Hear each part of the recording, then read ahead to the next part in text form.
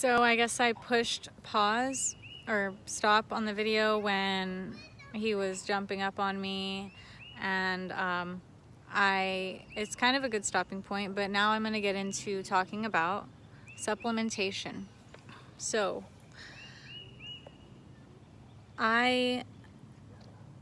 medicine is good. Medicine is helping us, absolutely. The azithromycin, I think, is the main thing they're using for this. Like, it's great. It's so weird because fluid resuscitation isn't even helping that much because of all the system failures, like the CHF, the left-sided or it's right-sided heart failure, the buildup of the water, and then the inability for the water to get to the lungs, or I'm sorry, the inability for the kidneys to filter as well, because the kidneys shut down during this time, so we can't give a lot of water. And then the other thing is the lungs get oversaturated, and it just makes it harder to breathe. So it is good while you're able to walk and talk to drink a ton of water, but once you get in the ICU, we can't resuscitate with just fluids like we usually can, because everyone's having multi-organ system failure. So the supplementation of these vitamins is something that could actually be used to really help in this, because all of our antibiotics are not going to kill this virus. All we can do is put people on life support and hope that we get their fluids right long enough for them to overcome this. And there's a lot of other treatments being done, a lot of other drugs being used. I believe ACE inhibitors are being tested because the way that the virus enters the cell is through the ACE2 receptor sites, I think, and they are starting to prove to not be as effective, according to one of the doctors that I've talked to.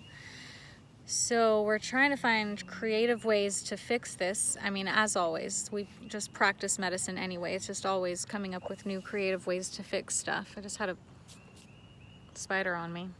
Anyway, so vitamin C is something that I've been really looking into lately, and I absolutely love it. It is like a miracle drug.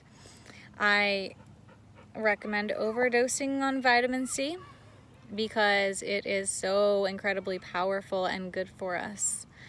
And I'll get into more about that overdosing part in a little bit, but the way that I take it is I take about 3,000 milligrams a day regularly, like when I am good about taking my vitamins.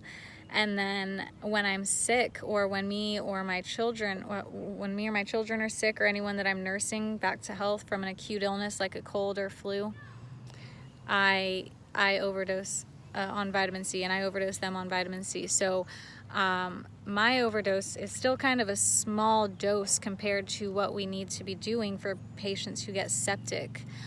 But I take 15,000, so I take 3,000 when I'm healthy, 15,000 when I'm sick. And I take that in 3 divided doses of 5,000 milligrams 3 times a day. Okay, so that's how I maintain. But since this virus is happening, I've been looking more into vitamin C regimens, and I found out some really cool stuff. So vitamin C improves mood and appetite. It is a pain reliever, believe it or not. It slows down metastasis, so that's how it is able to help with cancers, because cancers metastasize, that's how they grow, and the vitamin C actually slows down that process. And then it also, I don't really know much about this, but found this online. It says that it relieves side effects and toxicity of conventional medicines. And I think I remember something like that, being like a reversal agent of some sort. But I don't know. Don't quote me on that. That's just what Google said. So I recommend overdosing mainly because vitamin C is water soluble, as well as all the other things that I'm going to say, but you can't overdose on it because your kidneys will just flush it out anyway. It just comes out with the water. It's not like it's hard for your kidneys to flush out, and it's not fat soluble, so it won't build up in your system. I take 3,000 milligrams daily, 15,000 milligrams when I'm acutely ill. The lower amounts, so in the lower amounts, such as my 3,000 a day and 15,000 a day, those are considered low doses. At that effect, it is an antioxidant, okay? So it neutralizes the free radicals, okay? Vitamin C neutralizes free radicals, and free radicals kind of make us sick, okay? And when you take this vitamin C in mega doses, which I am not super accustomed to, I don't know a whole lot about these mega doses, but I know that they are amazing. They do amazing things. So it turns from an antioxidant effect into a pro-oxidant effect, which benefits our arteries. So that's pretty freaking cool. Like, taking too little is good for you, and taking too much is good for you. That's crazy. How is that even possible? Taken multiple doses throughout the day to maintain higher plasma levels. So like I said, when I take a big dose, I take it in divided doses. Animals secrete vitamin C when they're sick, so I like looking to animals to kind of figure out different ways to heal myself. So animals, they don't eat when they're sick. I don't eat now when I'm sick, and it helps me. I fast when I'm sick, and it's like been such a savior to get me out of any kind of sickness. It's amazing. Even chronic illnesses, fasting helps with that. But then also vitamin C can help in huge ways. If you do end up taking more, so kind of like overdosing, but it's just called a threshold, because you're not gonna die, you're just gonna have some diarrhea. So if you take more than your stomach is used to handling orally, you will reach a vitamin C threshold, which means that you will have osmotic diarrhea. So just drink plenty of liquids if you do end up taking some of my advice, God forbid, and you start having some serious diarrhea because you're overdosing on vitamin C. Just drink a bunch of water. I would recommend to stop eating, and that's what Dr. Hunninghake also recommended. I was listening to a lot of his things, and he says if you get that osmotic diarrhea, fasting will just knock it right out. Okay, so the osmotic diarrhea is loose and watery stools, and just FYI, osmotic diarrhea is also caused by too much salt and sugar. Just FYI. So Dr. Hunninghake, this is kind of his methods I wanted to share with you. He takes 34,000. So my megadose is 15,000 a day. He takes 34,000 a day. He says that you have to prepare your gut to be able to take this large dose, and the way he does it, he takes 12,000 milligrams every morning. What are you barking at? Okay, so I just wanted to touch on the IV administration part of vitamin C. So it is really good in these mega doses. When you put it in your veins, you can get even more. I'm not sure of the number of how much you're getting, but it's even more than this 34,000 a day that Dr. Hunninghake does. And when you can put it in your veins, I mean, of course it would be a doctor doing it, not you. So they would make sure that it's buffered and it's not going to kill your veins because it is an acid.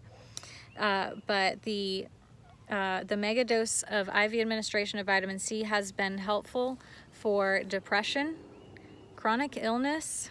We use it for burn patients, and the list just goes on and on. But they're finding so many amazing benefits of overdosing on vitamin C. I believe it's used for detox, but don't quote me on that one. Dr. Hunninghake recommends, if you're sick, taking 1,000 to 4,000 milligrams every hour until you achieve that osmotic diarrhea, and then just fast. So that is a super extreme method that I've never done, and I'm super interested in it. I want to try it when I get sick. Like, that's awesome. Take 4,000 milligrams every hour. Holy cow. And then fast because you're having diarrhea that you expected to get. That's great. Okay. So, I need to take a little break. Too much talking about vitamin C. What's my doggy doing? Are you getting mommy all muddy? Yes, you are. You're a sweetie pie. Can I kiss you? He's so cute. All right, get down, dude. Come on. Get down, bro. So zinc. The team of doctors in China who have been doing autopsies to study this virus have determined that it's equally or possibly more important to focus on your zinc intake as your vitamin C intake. I love that these doctors are recommending vitamins, but yeah, so they said zinc, so focus on your zinc. So I like taking zinc when I'm sick, and I haven't really studied it much, but now that this virus is coming out and zinc is a really big part of it, I decided to go ahead and look more into my zinc, because I am handing out my zinc and vitamin C drugs to everyone. So I wanted to kind of know more about the dosage. Really, that was the part where I was a little confused.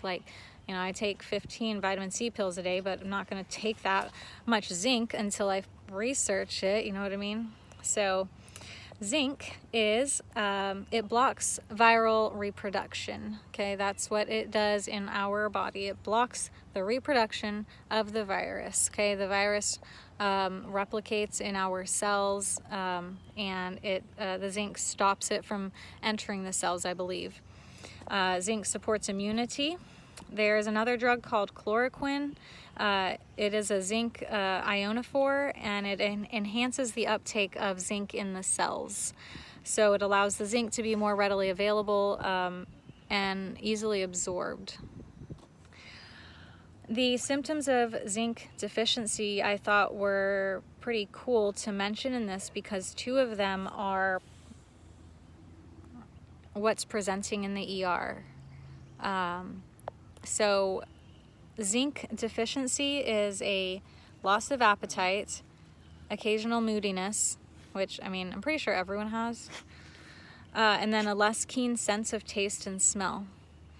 So from what I read online from this ER doctor on Facebook, I'm assuming everyone's read it, but I'm sure everyone hasn't. Anyway, the patients are presenting with a loss of appetite, and everyone's moody, but also a less keen sense of smell. I don't know if taste just isn't being tested or if it even matters, whatever, I don't care, but a less keen sense of smell and a loss of appetite are presenting factors for this virus and for zinc deficiency. So I'm pretty sure there's a link there. Definitely going out on a limb here, and I don't know, it's kind of what I do. I like to go out on a limb. And I'm going to say that part of this virus is linked to zinc deficiency. And the Chinese doctors are saying that the zinc is more important to focus on. So there's definitely a correlation there of some sort. The last thing two more things I want to say about zinc. So when you buy zinc, you want to find a reputable company with third-party lab testing, and that goes for any kind of supplementation you're going to buy. The FDA regulates the drugs, but there is no FDA. Well, there are FDAs over the vitamin industry. Just make sure that you look on the label, research your brand, and make sure you're getting a good quality brand.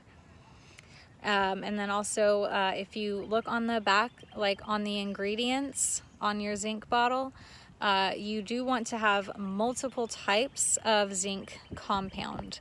So if you want to look into that, you can, but just look on the back, multiple types, not just one. I think 3 is kind of a normal amount. I don't know. And then the last thing I wanted to say is the dosage of zinc. From what I researched, it looks like 40 milligrams a day is good. That's what Dr. Hunninghake, I believe, said was 40 milligrams. But it's really weird the way the dosage works for zinc, because you'll have, and this is just examples, I don't know if I'm totally correct in this, but the zinc sulfate, I think it's that one, is 220 milligrams, but then when you put it into the zinc compound or something, it's only 50 milligrams. And so I would definitely have to have a talk with a pharmacist to really be able to understand this more. But since my zinc pills are 50 milligrams, I'm just gonna say that taking one a day is good for now until I like research it more, look into it, talk to some doctors or something. So 50 milligrams of zinc, which would be 1 pill a day. So at least I'm not telling you to take like 15 like the vitamin C. All right, well, I gotta put some oil on me now. I'm getting itchy out here in nature, and my dog's getting antsy again. So that was all I wanted to say. I hope y'all stay safe, stay healthy. Don't worry about the problems that we're facing today. Don't be so caught up in the fear of the virus and fearing death. So y'all have a good day and hit me up. Let me know what you think about my ways of fixing this virus, and I will see y'all tomorrow.